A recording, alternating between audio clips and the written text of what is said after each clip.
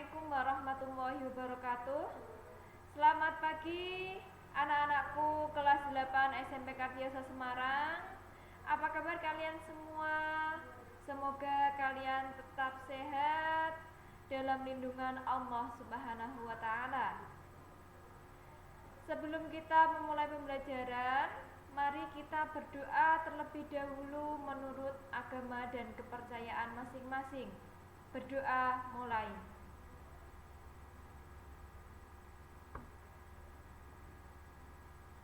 Berdoa selesai. Nah, kita akan melanjutkan tentang kerajinan dari bahan lunak. Sebelum kita mulai pembelajaran, silahkan kalian mempersiapkan alat tulis kalian. Pada hari ini yang kita pelajari yang pertama yaitu prinsip kerajinan bahan lunak. Nah, apa prinsip-prinsipnya? Yang pertama itu ada keterampilan tangan. Keterampilan tangan itu yang bagaimana? Nah, keterampilan tangan itu dibuat dengan menggunakan tangan. Meskipun diproduksi banyak, produk kerajinan masih tetap mengandalkan tangan. Sementara itu, industri bertumpu pada kekuatan mesin. Nah, inilah yang membedakan antara produk kerajinan dan produk industri. Kemudian yang kedua ada keterampilan teknik. Gimana ini?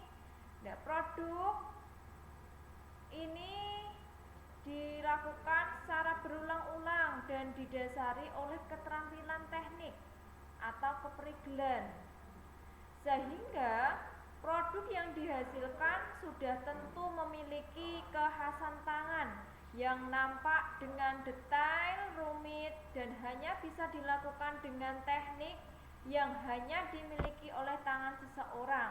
Itu keterampilan teknik. Yang ketiga ada kedaerahan atau tradisional. Yang bagaimana? Nah, kerajinan itu merupakan benda-benda yang mempunyai nilai guna praktis, bersifat universal, dibuat dengan keterampilan teknik tangan, namun masih dipengaruhi oleh adat istiadat setempat. Itu prinsip kedaerahan atau tradisional. Nah, menurut manfaatnya itu ada beberapa. Yang pertama itu ada kelengkapan busana. Produk kerajinan bahan lunak ini dibuat dengan mempertimbangkan produk tersebut dapat mempercantik diri dalam menggunakan busana. Contohnya produk aksesoris seperti gelang, kalung, bros, dan cincin. Nah, ini contohnya untuk dipakai kalung. Nih, ini bisa dipakai untuk gelang dan lain sebagainya atau bros. Kemudian yang kedua yaitu kelengkapan suatu benda. Nah, kerajinan bahan lunak ini yang difungsikan sebagai kelengkapan suatu benda. Contohnya apa? Nah, ini ada kotak tisu yang dilengkapi dengan hiasan keramik pada bagian muka. Nah, jika kotak tisu sudah tidak terpakai, keramik dapat dilepas dan dipasangkan pada kotak tisu lainnya. Nih contohnya. Nah, ini kotak tisu, ini ada keramik-keramiknya untuk melengkapi agar ketika dilihat kalau nggak terpakai itu bisa dilepas, dipasangkan di kotak tisu ini. Jadi keramik itu tidak terbuang sia-sia. Kemudian ada manfaat untuk kelengkapan rumah atau bangunan. Nah, kerajinan ini sebagai pelengkap rumah atau bangunan. Contohnya air mancur berbentuk kodok di taman rumah. Nah, ini kerajinan keramik.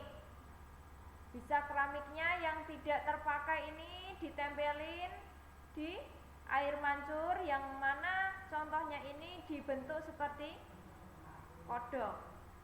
Lalu manfaat kelengkapan keperluan ritual atau upacara adat. Nah, banyak ritual atau upacara adat tentunya bervariasi pula kerajinan bahan lunak yang dimanfaatkan sebagai perlengkapan upacara.